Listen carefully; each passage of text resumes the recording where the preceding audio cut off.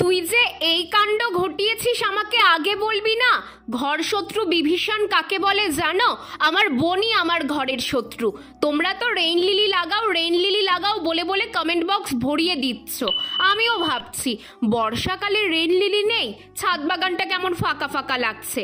আমার আশেপাশে 2-3টে নার্সারি খুঁজেও দেখলাম কিন্তু পাইনি, তাই আজ ঠিক করেছি অনলাইনেই অর্ডার করব। অর্ডারই করছিলাম এমন সময় মহারানী এসে বলে, কি করছো মুমু? আমি ওকে যেই দেখালাম এই লিলিটা অর্ডার করছি, আমাকে বলে, হায় রে তোমার টাকা বেশি হয়েছে, চলো আমার সাথে।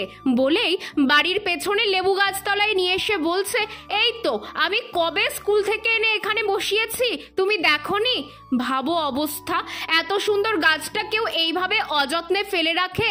আমাকেই যদি গাছটা দিত তাহলে আমার ছাদ বাগানের রূপই বদলে যেত, তা না করে কোথায় এনে বসিয়েছে।